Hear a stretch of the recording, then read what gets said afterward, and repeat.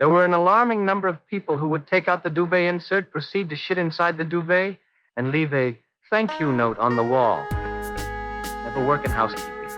It kills you a little bit each day. The hotel guest was jumping from their 5th floor balcony into the pool. Had a guest who clogged the toilet, blamed us for faulty plumbing, and then left a handwritten complaint on the bathroom mirror in lipstick. We had a creepy old man come up to me, asking me to bring rubber duckies to his room for his bath every night in a 5-star hotel. Probably the one who shat into the ice machine. Or the one who turned on the fire hose and flooded their floor. Oh, wait, that was the same guy who shat into the ice machine. I have several years hotel experience. My coworker had just turned 18 and she went into a room that should have been empty. She walked into a couple in the shower. It happens often, and yes, they were not just showering. And they tried to get her to shower with them.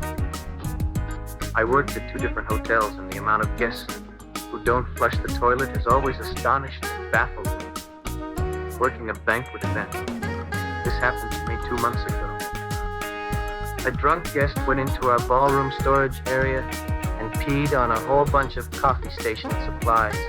We threw away a lot of product and had to do a deep cleaning.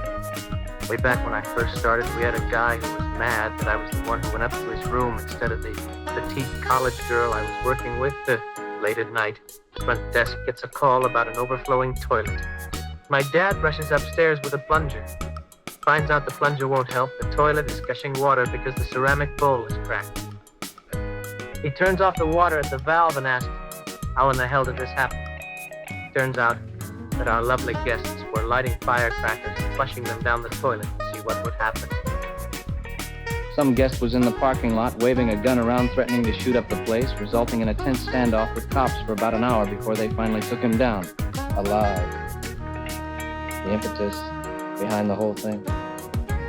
His buddy, the buddy's wife, had gone out that night with the intent that the wife was going to let the gun guy faster TK her up the ass. But she got cold feet at the last minute, and they locked him out of the room when he got mad. So yeah, he was so drunk and wanted to tap that ass so badly that he decided to threaten the whole hotel. When I worked in a hotel as a housekeeping, was there a customer coming like 4 or 5 times a year to stay some days? He was always naked, sitting on his table with his laptop, working or eating, but always naked. Very nice and polite, generous on his tip also, but always naked. This happened at a mountain resort that catered to wealthy hunters. 2 rooms decided that walking to each other's rooms was too much of a hassle, so they decided to smash a huge hole in the wall that separated them. And the resort was privately owned by a family. It wasn't some big chain. I worked as a cleaner at a resort one summer, and there was someone who'd leave poop in a new place every morning. The golf course and the pool area and the service house, etc. A new place every morning for several weeks. They never caught the person. It was the talk during lunch. Where was the poop this morning? I went into a room to clean it one night stay and walked into what I thought was chocolate syrup and strawberry syrup all over the bed. It was, in fact, a mix of chocolate syrup, something that resembled strawberry syrup, and lube.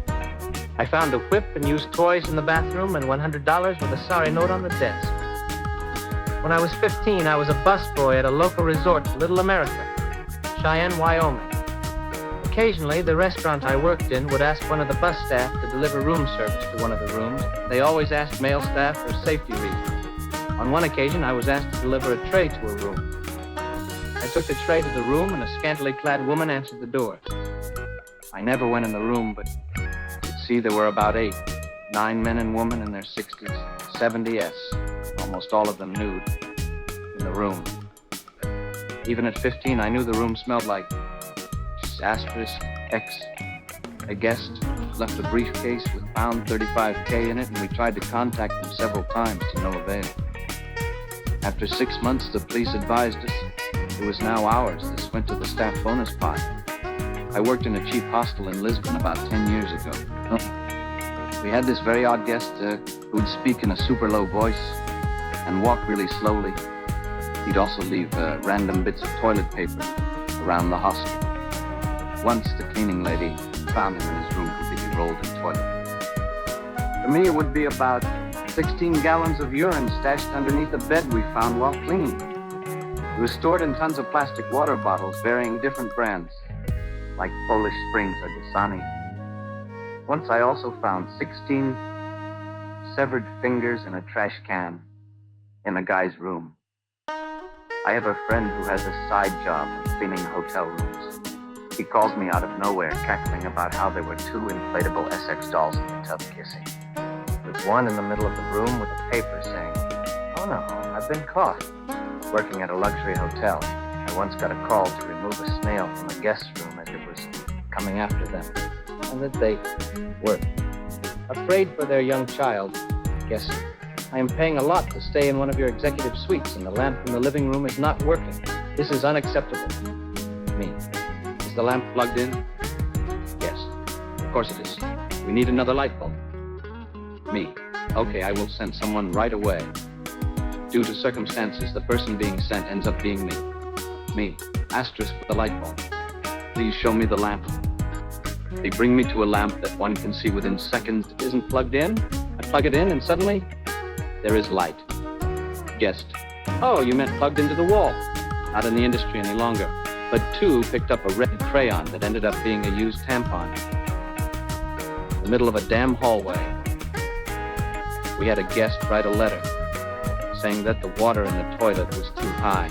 His balls touched the water when he sat down. My friend used to work at a hotel, and he said one day a famous artist was there with a guy, and when they left, the room had shit all over it. The walls, the bed, everything had shit marks on it. Had someone asked me if we had ghosts in our hotel.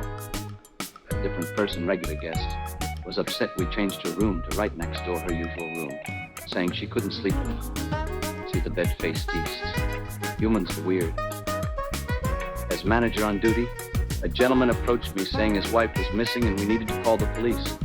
I asked where he last saw her and he said the lobby. We checked his room but found nothing. He insisted on calling police, saying she would never leave without telling him. We searched throughout the hotel.